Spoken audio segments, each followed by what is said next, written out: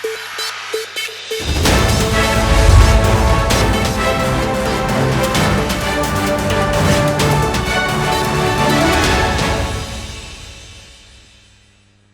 కోటేశ్వర గారు, మూడో టాపిక్లోకి వెళ్దాం. ఇక ప్రపంచంలోనే అత్యంత కాలుష్య నగరాలు మన భారత్లోనే అత్యధికంగా ఉన్నాయంటూ the World Air Quality Report 2024 వెల్లడించింది.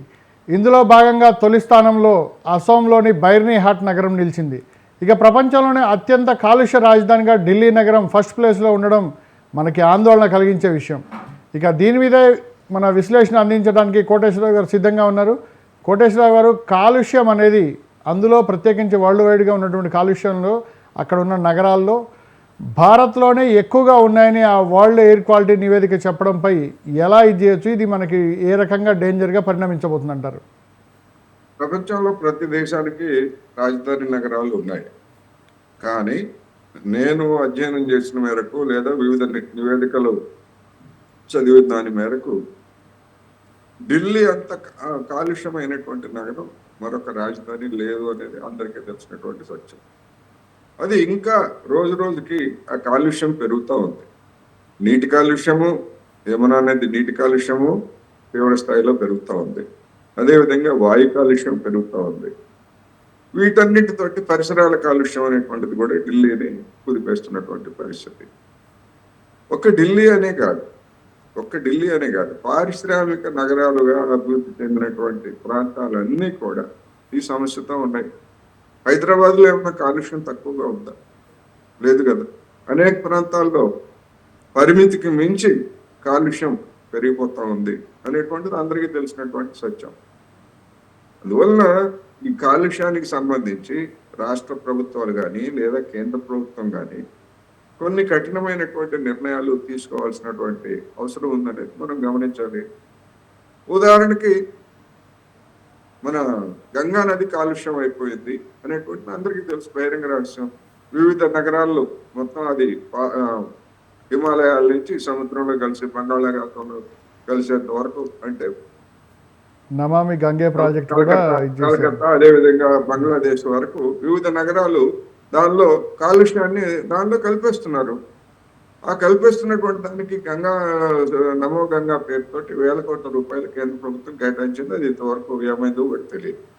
అదే సమయంలో ఒకనాడు మంచినీటి నదిగా ఉన్నటువంటి మూసి మరి కాలక్రమంలో మురికి మూసిగా మారిపోయి మొత్తం కొన్ని లక్షల మంది ఆరోగ్యాలకి హాని కలిగించడమే కాకుండా దిగువన ఉన్నటువంటి రైతాంగానికి, పూర్వపు నల్గొండ జిల్లాలో ఉన్నటువంటి రైతాంగానికి కూడా హాని కలిగిస్తూ ఉంది.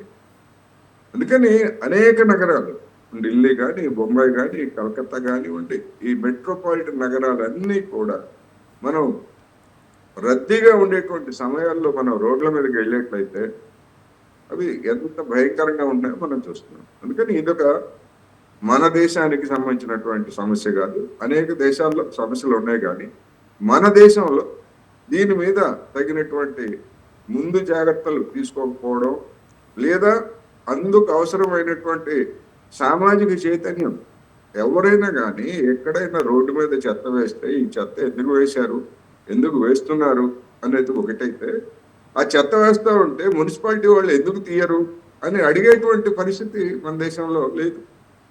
అందుకని నదులు కాలుష్యం ఇప్పుడు మరి అటువంటి దానికి వచ్చేసరికి ఎంత వివాదం అయితే మూసీ గురించి, లేకపోతే హైడ్రా పేరుతోటి చెరువులు, ఇటువంటివన్నీ కూడా మనం చూస్తున్నాం కదా.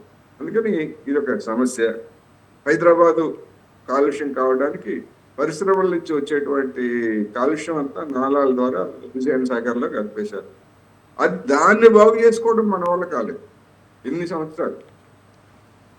మరి ఇంకా వాయు కాలుష్యాన్ని నివారించడానికి లేకపోతే ఇటువంటి వాటికి ఇంకెంత టైం పడుతుందో మనం ఆలోచించుకోవాలి. కోటేశ్వర గారు, ఇప్పుడు ఒక చిన్న ఇదండి, మధ్యలో ఇంటరప్షన్. ఇప్పుడు ఒకవైపు ఢిల్లీలో విపరీతమైన వాయు కాలుష్యం ఉంది, అసలు అక్కడ ఊపిరి పీల్చుకోవడానికి ఇబ్బందిగా ఉందని మామూలు జనరల్ పబ్లిక్ ఏంటి, అక్కడ సాక్షాత్తు సుప్రీంకోర్టు కూడా గతంలో వ్యాఖ్యానించింది. ఇలాంటి పరిస్థితుల్లో ప్రభుత్వాలు ఎందుకు విఫలం అవుతున్నాయి? ఎక్కడ లోపం ఉందంటారు ఆ కాలుష్యాన్ని అరికట్టే విషయంలో? అది గాలి కాలుష్యం కావచ్చు, నీటి కాలుష్యం కావచ్చు, ఇంకోటి కావచ్చు, ఎక్కడ ప్రాబ్లం ఉందంటారు? అధికారంలో గతంలో కాంగ్రెస్ ఉన్నా లేదా ఎన్డీఏ పేరుతో బీజేపీ ఉన్నా లేదా ఇప్పుడు బీజేపీ ఉన్నా ఈ మొత్తం కాలుష్యానికి సంబంధించి, ముఖ్యంగా పట్టణాల్లో పెరుగుతున్నటువంటి కాలుష్యానికి సంబంధించి ఒక సమగ్రమైనటువంటి విధానాన్ని ఇంతవరకు మనం రూపొందించుకోలేకపోయాం. మనకి ఇప్పుడు పట్టణీకరణ పెరుగుతున్నటువంటి ఈ దశలో కొత్త సమస్య వస్తూ ఉంది. గతంలో మనం చూసాం, కృష్ణా గోదావరి నదులకే వరదలు వస్తాయని, ఆ వరదలు వస్తే తీర ప్రాంతాల్లో ఉన్నటువంటి గ్రామాలు మునిగిపోతాయని మనం చూసాం. కానీ దక్కన్ పీఠభూమిలో ఉన్నటువంటి హైదరాబాద్ నగరాన్ని వరదలు ముంచెత్తాయని ఎప్పుడన్నా విన్నారా ఎవరైనా చరిత్రలో?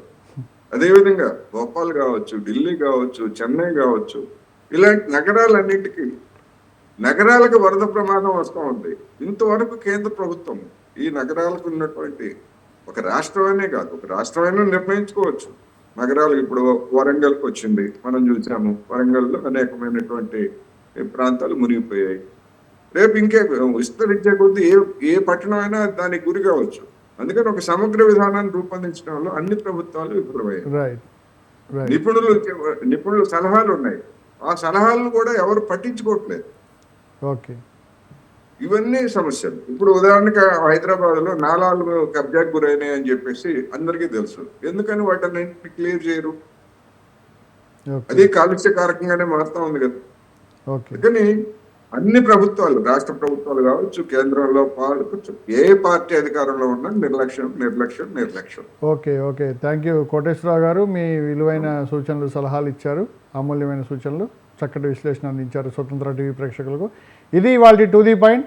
రేపు మరో అంశంలో మళ్ళీ కలుసుకుందాం. కీప్ వాచింగ్ స్వతంత్ర న్యూస్.